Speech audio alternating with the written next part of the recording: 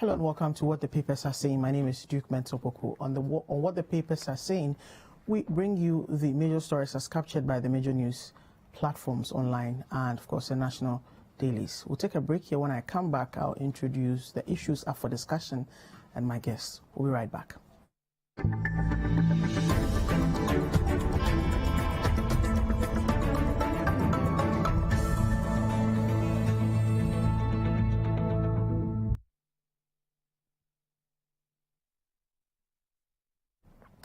Welcome back. This is What the Papers Are Saying. This week, three main issues have dominated headlines, of course, on the national dailies and the major news platforms online. The Agyapa royalties deal is back. The special prosecutor completed his corruption risk assessment, presented it to the presidency, released a statement Sunday night. Based on that, the president has ordered that the agreements, the 5 agreements that were approved on the 14th of August 2020 to amend the Mineral Incomes and Investment Fund Act, should be sent back to Parliament. We'll also look at the matters with regards to security and the Ghana Police Service's preparedness for election 2020. Over 62,000 police officers to be deployed on election day to ensure that the elections are violent-free. And of course, talking about elections, the big one, the bastion of democracy, the United States of America, voted on Tuesday, but due to peculiar circumstances, counting is still ongoing. Various projections are being made. It's an interesting one, a very peculiar election. We'll be looking at the latest with regards to that. Is it Biden? Is it Trump? What's happening with the court cases? And who is likely to cross the 270 mark with regards to the Electoral College votes, as well as start off the popular votes? Let's begin with the stories on the online platforms and how the newspapers have captured this. We begin with the matters regarding the Agyapa royalties deal and matters arising. CitiNewsroom.com captures it. PPP wants Oforiatta dismissed over damning Agyapa royalties report. CitiNewsroom.com. Amidu's corruption risk assessment of Agyapa deal sloppy. Esibe Eboa, Chairman of the Finance Committee of Parliament. Parliament can't correct defects of Agyapa deal. Haruna Idrisu, Minority Leader. So front page of the Ghanaian Times. Can Parliament reconsider Agyapa deal? Majority lock horns over agreement. To the Chronicle. Agyapa deal will be a leaking pipe in the public purse. Amidu, we did nothing wrong in Agyapa deal. As a response from Finance Minister Oforiatta. So the New Crusading Guide. Agyapa royalties saga. Finance Minister Paris wrongdoing tag. Says deal has been transparent from onset. To the New Publisher. Withdraw Agyapa deal. Sack Oforiatta. Mahama to Akufo-Addo. To the Informer. As Amidu and Oforiatta engage in dogfight, Akufo-Addo directs minister to start Agyapa deal all over. To the Inquisitor. CSO's kick against Nanado's Agyapa order. To the second major issue this week. Security agencies' preparation for the 2020 polls, beginning with CitiNewsroom.com. Some politicians creating false sense of insecurity in Ghana. National Security Minister Kandapa. Tell us how you dealt with past election troublemakers. Adam Bona, security analyst, to police. 204 incidents of violence recorded during voters' registration exercise. Ghana Police Service. To the Daily Graphic now. Security agencies ready for December 7th. 62,794 personnel to be deployed. To the Ghanaian Times. Election 2020. 62,790 security personnel to be deployed to ensure law, order. The New Crusading Guide. NPP warns Mahama for inciting public against security forces. To the Ghanaian Times, don't allow politicians to deploy youth for violence. Peace Council chairman urges youth.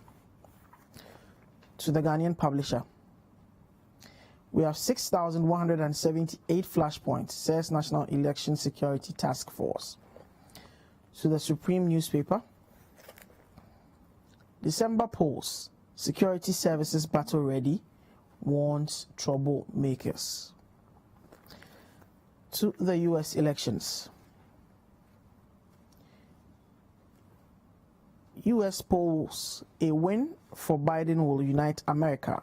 Trump triumph will be divisive. That's according to Kweku Azar, Professor Kweku Azar. The Business Analyst, U.S. elections will affect economic policy towards Ghana. I've been joined in the studio by Selorm Adonoo, head of features and articles, Citi FM, Citi TV, and Sammi Wiafe, presidential correspondent, Citi FM, Citi TV. Welcome, gentlemen. Thank you. Thank you, Dave. Let me begin with you, Sammi, on this issue of the Agyapa royalties agreement. Martin Amidu states in his press release that it had been at the presidency for some 2 weeks, and it was out of courtesy that he presented the report to the president of the presidency, even though he took it upon himself, upon his own volition, to conduct this corruption risk assessment in line with his corruption preventive or corruption prevention mandate. Tell us, give us an inkling of, what are some of the things that transpired before we got this message or this release or this information from the presidency for the whole deal to be sent back to Parliament after it had been approved. Good evening, and good evening to viewers. As you said, this report was presented to the president 2 weeks ago after he finished his work. And I know that after the presentation, there have been 3 different meetings between the special prosecutor and the president over this same report. The last one being last week Sunday, before the official statement from the special prosecutor came. Before this report was presented, after the presentation, let me say it that way, the president called a meeting. That's what I know of the key actors involved in this whole Agyapa deal. The finance minister, the transaction advisor, and everybody was involved in this whole deal. Sought an explanation from what the report to the special prosecutor had presented. And as it's been going on, we have a response from the finance minister, which was a directive from the president, that he responds to some of the issues raised in by the special prosecutor, Mr. Martin Amidu. And so, behind the scenes, even before the government issued its official position on this matter, I'm told of over 4 hours of meeting between the finance minister and the stakeholders involved, the finance ministry and data bank and the rest, before the government stated its official position on this particular matter. So behind the scenes, even 2 weeks after this report was presented to the president, there have been a series of meetings before the government official position through the Director of Communications at the presidency, Mr. Eugene Ahin, officially issuing that particular statement. And as the statement says that the deal should go back to Parliament. There should be a review of this particular deal, and also a review of the transaction advisors. Mr. Martin Amidu raised that issue in his 67-page report, and said that there should be a review of this whole deal. So upon the recommendations, the president directed the finance minister to go back to Parliament and also review the transaction advisors. The finance minister also responded, and I have with me here the response from the finance minister, 6-page response on all the issues raised by Mr. Martin Amidu in this report. It talks about cabinet and parliamentary approval. Mr. Martin Amidu raised the issue of parliamentary approval with regards to the appointments of the transaction advisors. And the minister in his response says that, the transaction advisors are only serving as advisors to this whole deal, so there's no need for them to really go back to Parliament to seek approval from the House before before the deal went through. So we've had opportunity to read the government official position. We also read Mr. Martin Amidu's report, and also the response from the finance minister. And he gave details of how this whole transaction has been. He says it's been a transparent one. You know, all the people who were appointed in this whole deal were done on merit. You know, Mr. Martin Amidu raised the issue of conflict of interest because of his involvement with Data Bank. And in the response, which is, I think, page 4 or 5 or so, he says that, I read with your permission, Duke says, I co-founded Data Bank 30 years ago, which is now the leading investment bank in Ghana, 7 times winner of the best security brokerage company in Ghana. And he talks about how he left Data Bank in 2012 and resigned from all duties at Data Bank in 2014. So clearly, he also gave a history of the transaction Data Bank has been involved. He talks about the Anglo-Good Ashanti during the Rawlings era. He talks about the raising of the Eurobond during the Kufuor era. So for him, the conflict of interest as raised by Mr. Martin Amidu is nowhere to be found, according to the response that he gave. And also about the transaction advisors, you know, he stated in his same response that, you know, at the end of the day, 8 companies were shortlisted. And it happened that Imara of South Africa were those who had the deal to do this. So they went through the proper tendering process before Imara was selected to be the transaction advisors. And then per laws, according to what he said, Imara was supposed to appoint local representatives, in which they chose Data Bank and one other company. So it's been a week of, you know, back and forth. We also had a statement from Mr. Martin Amidu in response to what Mr. Eugene said, saying that indeed Mr. Eugene or the government had responded to an 18-page report he had sent earlier to the president, not a full report, just a summary of the report. And that Eugene was patronizing him. And that Eugene was patronizing him, and then it's not his place to do that. I had the opportunity to speak to Eugene and acting that, you know, this is what Martin is saying. Do you catch a response? He said, oh no, he's done what he's supposed to do. Then they'll leave it as it is. So going back to Parliament, let's see how it goes. Because already I've heard a minority and other people saying that this deal can't come back to the House. I've heard the chairman of the Finance Committee also coming hard on Mr. Martin Amidu, saying that he didn't do due diligence when it comes to this whole deal. And as Parliament rises somewhere this week, Saturday, I'm told, I wonder how they're going to review this. But Martin Amidu raises the question about how this Imara, company or transaction advisors have not been given so much regard in South Africa, which is in terms of the production of gold, because this Agyapa royalties essentially is a gold monetization agreement to leverage our resources to raise capital for projects, has not been given that much of a regard as the Ghanaian government is giving to a company from South Africa, issues of local content. Yeah. What do you have to say to that? The finance minister responded to this particular allegation, which is point 15 in his response. And with your permission, I quote, he says, or I read, he said, Imara is a leading independent asset management and investment banking firm in sub-Saharan Africa with a reputation for providing quality financial advice to governments in African countries with experience of over 60 years in this field. Now, it says that the company, as of now, controls a fund of $550 million, which belongs to, you know, some 12 African countries. They are doing this, and they were the same people who did a transaction advice for Agyapa gold mine in Tanzania when they had to buy shares in Anglo-Good Ashanti during the Rawlings era. So this is a company, according to the finance minister, this is a company that has the reputation, has done this before. This is not the first time. And so for them, they went in for a company that has the track record, the experience to get this deal done. Let me come to you, Selorm. Looking at the report and the observations and the conclusions, what are the main issues for you? Well, thanks, Duke. I think first of all we must situate Martin Amidu's involvement in all this in its proper context.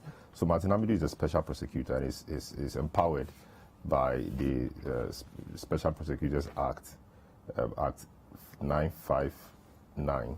And as part of the things he's supposed to do, really, he has a mandate of preventive, investigative, prosecutorial, asset recovery, anti-corruption, etc. I mean, everything that can happen to ensure there is proper probity and accountability, there is the prevention of corruption or investigation of corruption and the punishment of corruption. His office has a mandate to do that. And he's a guy there, and so the guy properly mandated to do so.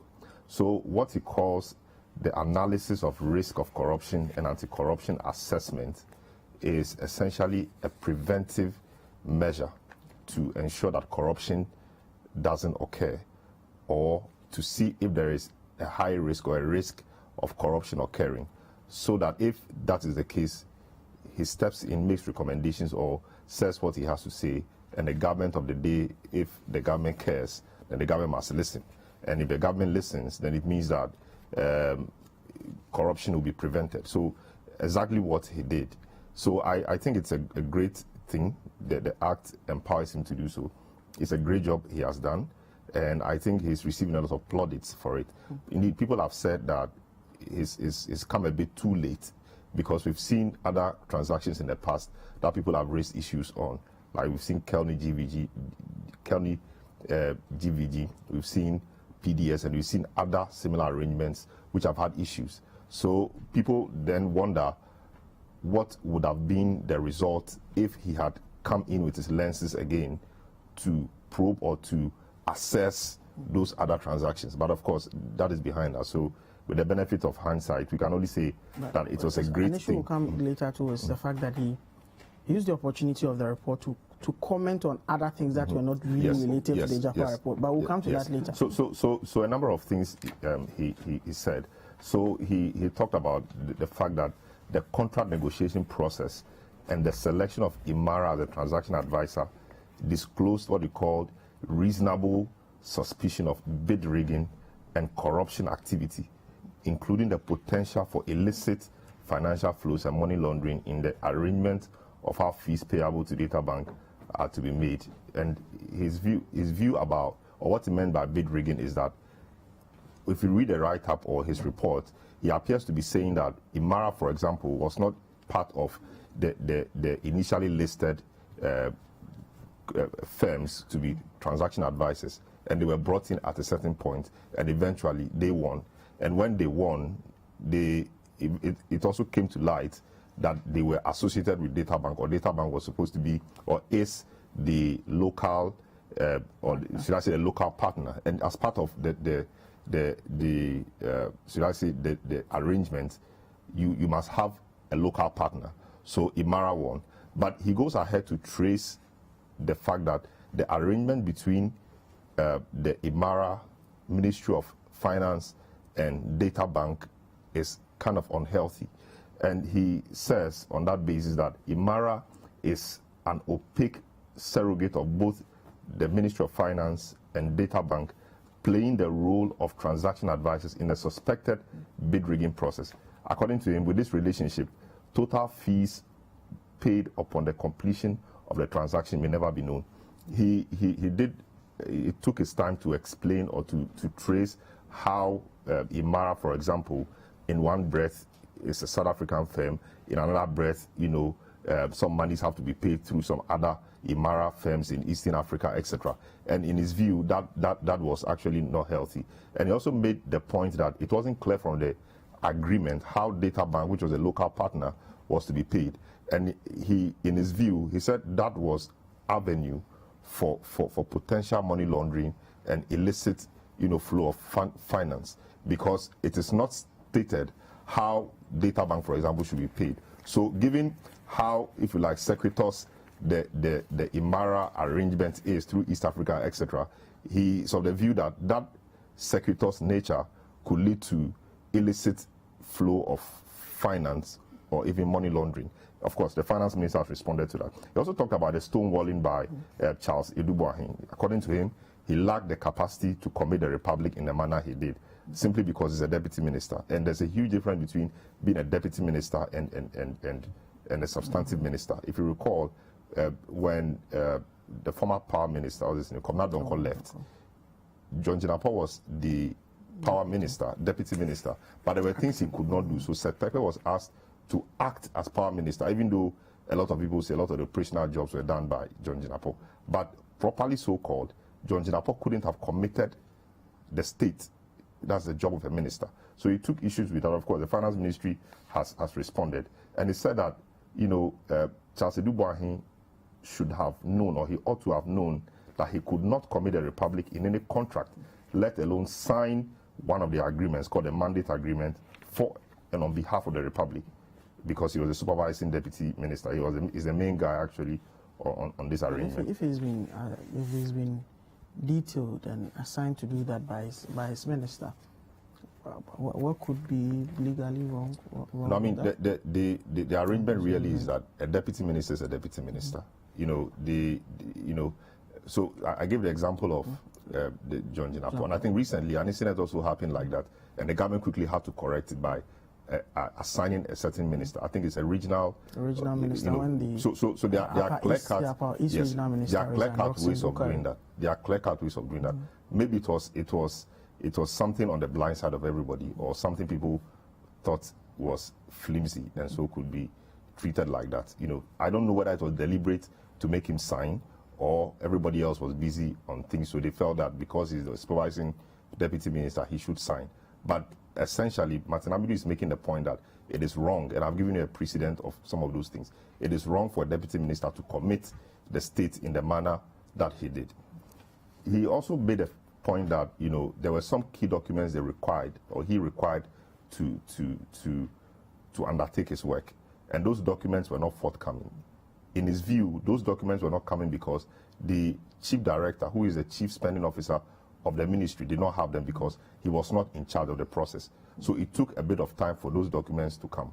He also took issue with the fact that the transaction advisors, IMARA, usurped the power of the PPA, the Public Procurement Authority, in conducting procurement and passing things, when indeed that should be the job of the Procurement Authority.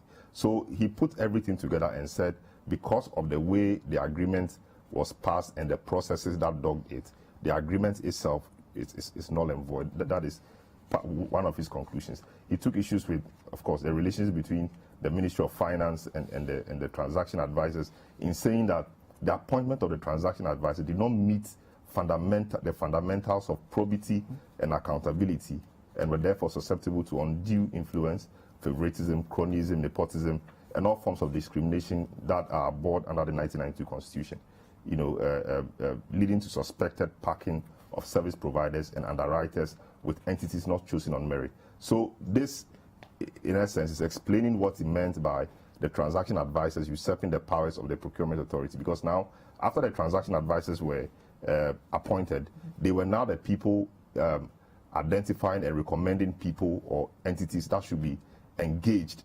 in the deal. Martin Amidu is saying that should be, or the procurement of those entities, because the state is involved, should be done by the Public Procurement Authority. Okay. He goes ahead to take issue with the board, and he says that the board of the MIIF, which is the Minerals Income and Investment Fund, could not meet the litmus test of prevention of corruption and prevention of corruption. What he actually meant was that a lot of the people on that board were political appointees, and they were not, in his view, neutral, and so they could not stand to do some things which will prevent, the commission of corruption, if you like. There were issues also he took about executive approvals and parliamentary approvals. So, for example, he says that the deal was rushed through Parliament. Such a complicated deal was sent to Parliament, and within 24 hours, the Committee of Finance had looked at it and passed it and sent to the plenary. Plenary also looked at it and passed it, though the minority side walked out. He felt that all these things were not good signs and they were not appropriate. He took issue also with the level of consultation of the deal. He felt that, given that the chiefs and people, in the community are key people who oversaw such resources, it was important for them to be consulted before even the deal going to Parliament. And he quoted one of the chiefs in a report who said that they felt that they should have come to them before going to Parliament, and not to come to them after Parliament had passed the deal. So essentially, he is not happy with the deal, and he's made his views quite known. Indeed, the president has said the deal should go back to Parliament. We've had various views from people in Parliament that what is the deal coming to do, or the agreements coming to do again in Parliament, because Parliament has already approved of the deal. So what are you coming to do in Parliament? Of course, the guys on the majority side think otherwise. They think maybe the deal can come back to Parliament and a few things can be done, though we've not really heard concretely what exactly they think can be done about the deal. Right. So we'll take a break, and when I come back, I'll take a couple of your messages and we'll wrap up the conversation on the Agyapa royalties deal and all these, the snowballing effects and the other matters that have come up with regards to this deal and its the directive from the president for it to be sent back to Parliament. We'll take a break here. Stay with us.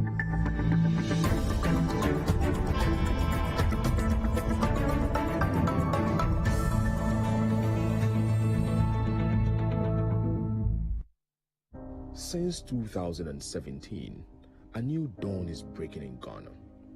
The NPP is building the foundations for growth and transformation. We are curbing unemployment with new and decent jobs. Thanks to Nana, I've got a new job through NAPCO. That is why I'm voting for him as the MPP. The promise of free SHS is now a reality. Through education, I have a brighter future. That's why I'm voting for Nana and the MPP. The future of our country is in the hands of a competent leader, a man you can trust. I trust Nana. This December, let's protect our progress. Let's give Nana 4 more to do more for you. 2020, 4 more for Nana. 2020, yes, for Nana.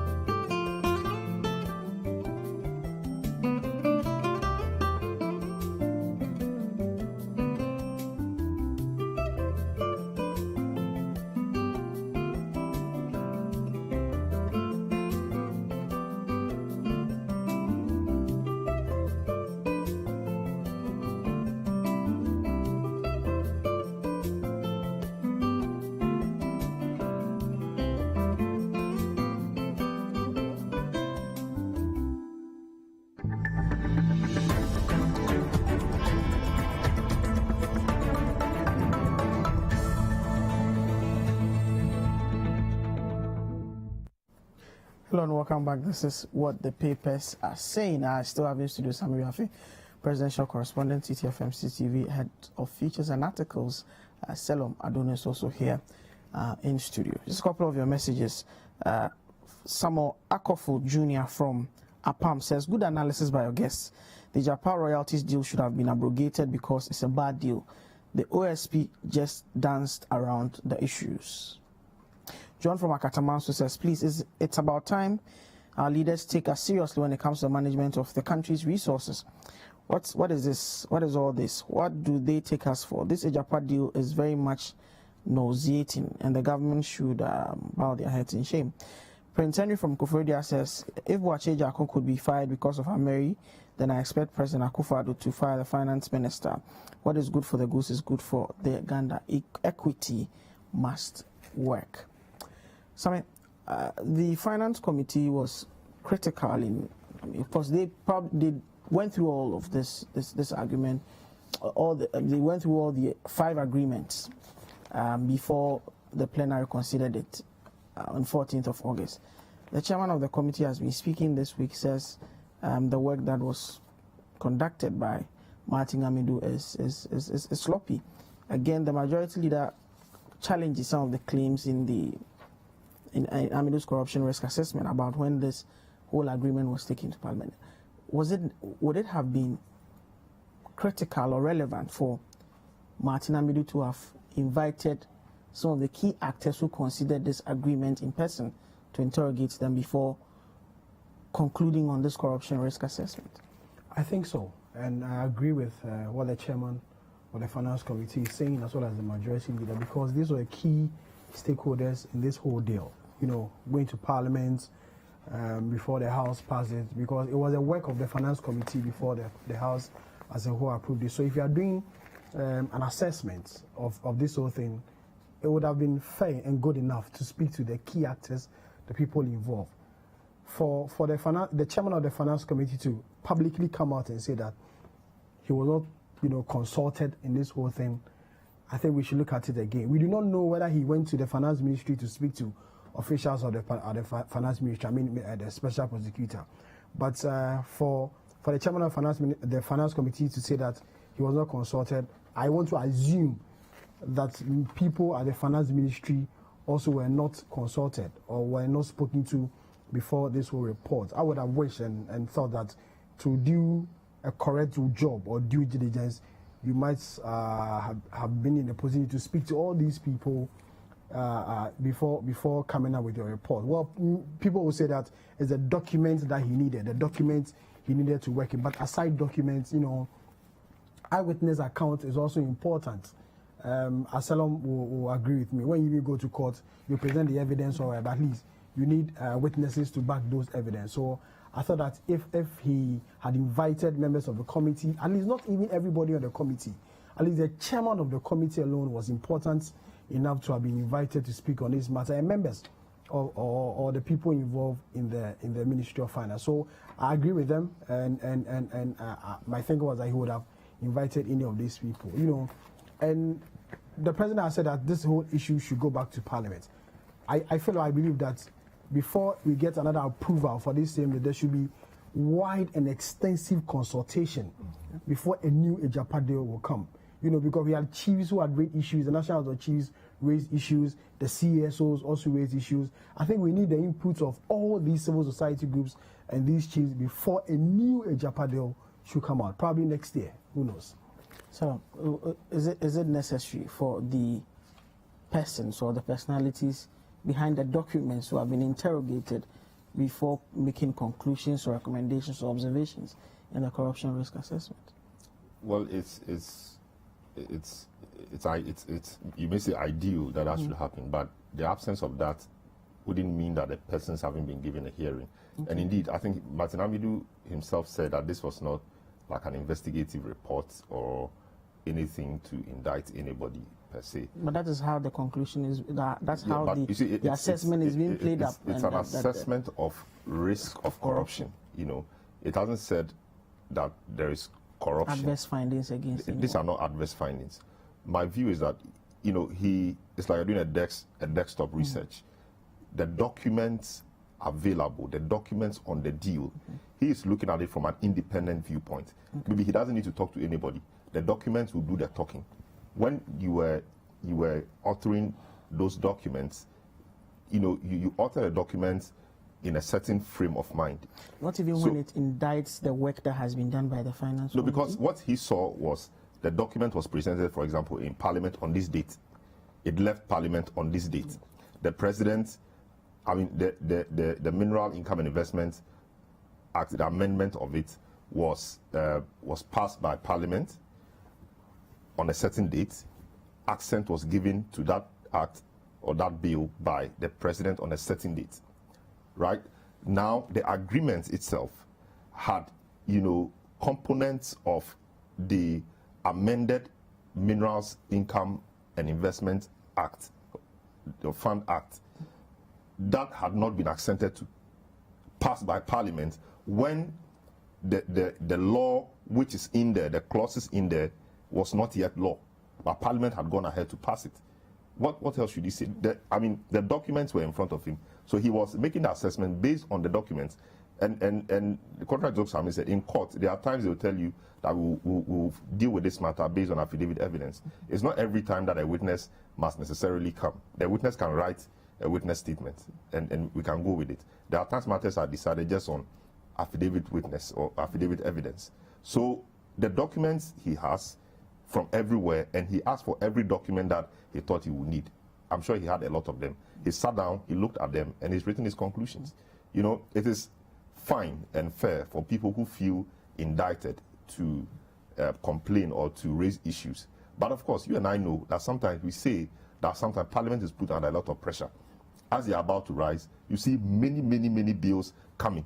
A lot of things which will require, you know, they are still in session as at this time. You know, will you conduct your own business like that? When you have 2-3 days to go, you have tens and tons of bills and technical agreements to approve before you go. We've always had issues with that. So if Martin Amedu says that Parliament rushed through the deal, in fact, it wasn't one of the biggest points for me, though it's very important because I've heard it many times. This is not the first time. It's happened many times in the past, and as we speak, it's still happening because you say they are still there. They will rise tomorrow on Saturday, and I'm sure on Saturday they'll still pass some bills. The human mind and body can only do so much. It's important that we take some of these things a bit more seriously because the state is involved, resources of the state involved. Okay. Final issue, briefly before we move on. Airbus found its way into this report. Former President Mahama candidate Mahama has responded to this issue. He says, well, I can't repeat the words he uttered, but essentially stating his, misgivings about it. Misgivings, unhappiness or frustrations about what the words that were in there from Martin Amedu. Justified? I wish I was in the mind of Mr. Martin Amedu to know why he included that in the report, because you are dealing with Agyapa. The Airbus is a different issue altogether, because if you read the report, he even stated that but for the election, he would have investigated candidate Mahama and former President Mahama on this Airbus issue. So wait after the election, and then you can have a full report on this Airbus master. But you are dealing with Agyapa, and then you, as Mr. Mahama said, you include that one just maybe for political reasons. One does not know. That's why I said I wish I'm in the mind of Mr. Martin Amedu to know the reason why he included the Airbus issue into this whole Agyapa deal. I don't know why. I don't know why he did that. Agyapa mixed with I think it was Airbus. unnecessary. I think it was unnecessary. You know, we all hold Martin Amedu in very high regard. In fact, people think there are very few of his kind around. We hold him in very high regard. If you've done such a job, you don't give room to some of these, excesses. You don't give room to things that will make people poo-poo your report. So, for example, like what the NDC people are saying, that he necessarily had to find a way of equalizing because he could not just criticize what government has done and leave it at that. He had to find a way of equalizing. If you want to investigate Airbus, go ahead and investigate it. You know, I thought it was quite unnecessary, but that's Martin Amedu for you.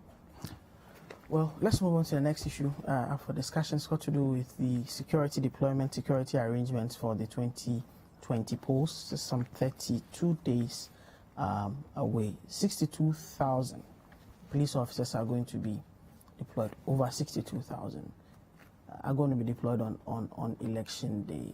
The IGP at a press briefing yesterday elaborated the strategy with which they are going to operate on the day, and the fact that they wouldn't countenance security on uniformed men who would be at these polling centers and all of those issues.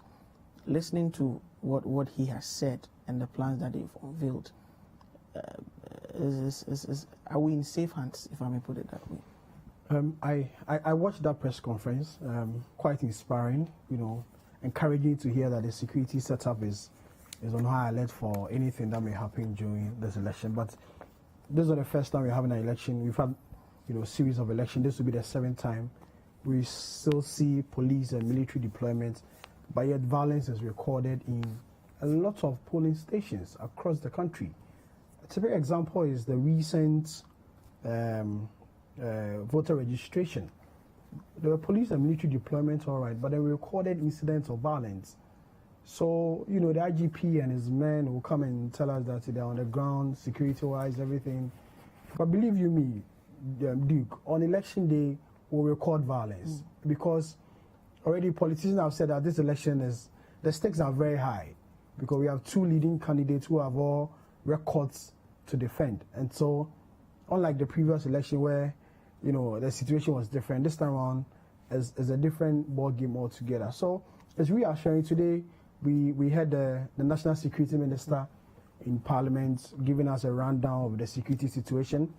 We had the Military High Command also coming in, the IGP also the quite reassuring words that indeed it will be peaceful. It is the hope and expectation of every Ghanaian that, you know, we've done this thing over and over again. We are not new to this. You know, we should expect that it's going to be incident-free. But Duke, even before the election, we are hearing of incidents of violence. The Odio constituency is a typical example. You know, a normal, you know, walk or exercise, you know, ends up in violence. People are injured, you know, stones are thrown, bottles here and there, warning shots are fired. There's not even an election or it's just a normal exercise, you know, a group or a political party was engaged in, and this thing happens. So what happens at the main election when the stakes are really, really high?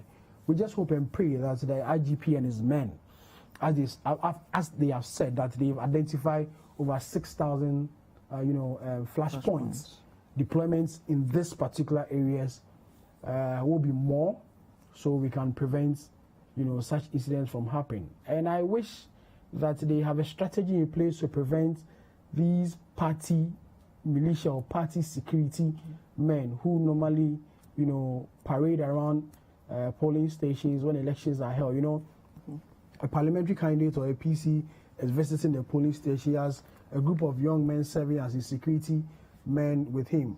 Are these young men going to be allowed inside the voting center, or they will be stopped at a point in time? And when they are stopped, will there be an agreement that, you know, you wait here, your candidate will go in and come back? We should know how all these things will play out before the election day, because as I said, this election, the stakes are high, very, very, very high. Selorm.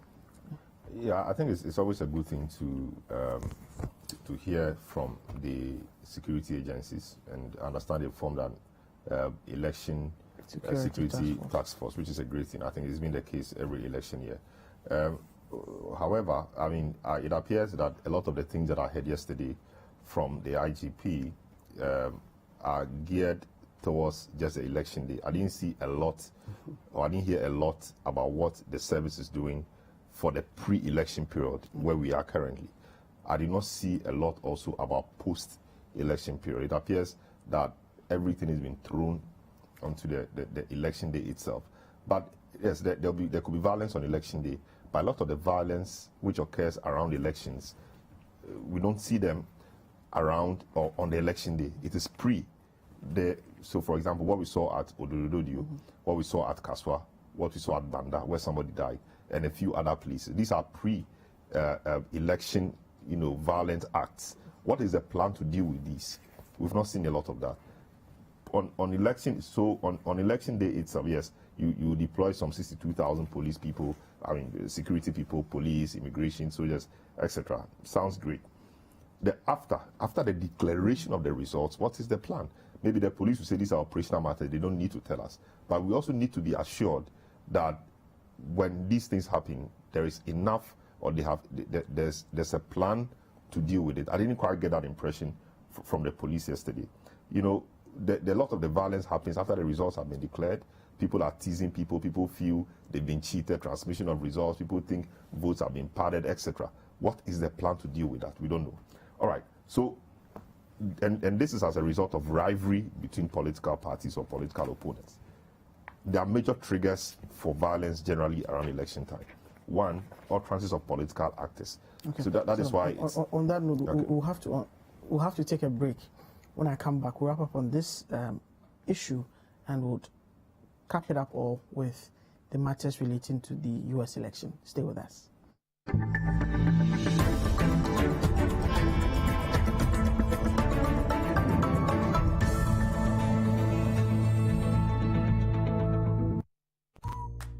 Hello, sweetheart. Tell me whatever you want. I will take you to Melcom and buy for you. Oh, you are so late, Massa. I also received the SMS and I'm even planning going shopping now. So if you are ready, let's go, baby. Melcom is back again with the hot Black Friday deals in this month of November. Yeah! Shop at Melcom for your hot Black Friday deals every day in the month of November. Ranging from supermarkets, households, furniture, groceries, electronics. In fact, there are thousands of these hot deals in any Melcom shop nationwide. Melcom Black Friday. It's simply unbeatable. But remember, terms and conditions apply. Melcom, where Ghana shops.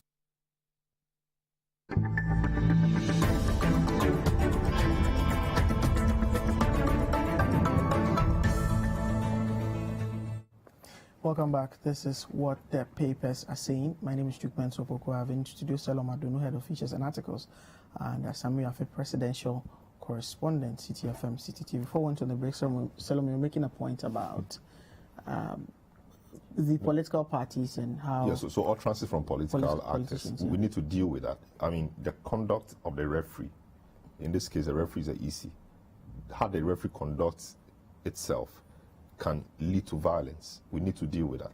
You know, how the police itself and other key institutions conduct themselves can be key. How does the police deal with matters of violence? You know, matters of violence relating to electoral matters. You know, how has the police dealt with perpetrators of violence in the past? Do we have examples made of people who have perpetrated violence that we can show to people that person A, B, and C, you know, did this and this is how they've been punished? Not just somebody from a corner who is unknown. Key people who we know have been engaged in that. What have we done to them? So you see, when you don't do that, it breeds impunity. So people do things anyhow, and it's not something we want to encourage. Also, the lack of clarity on guidelines is one of them. So like the Adonoo incident, what was the guideline? What did you tell the people when they were, you know, marching? We have to be clear on what the guidelines are. And I think the police has a lot more job to do, but we don't have to leave it to only the police. Other key institutions have a lot of work to do.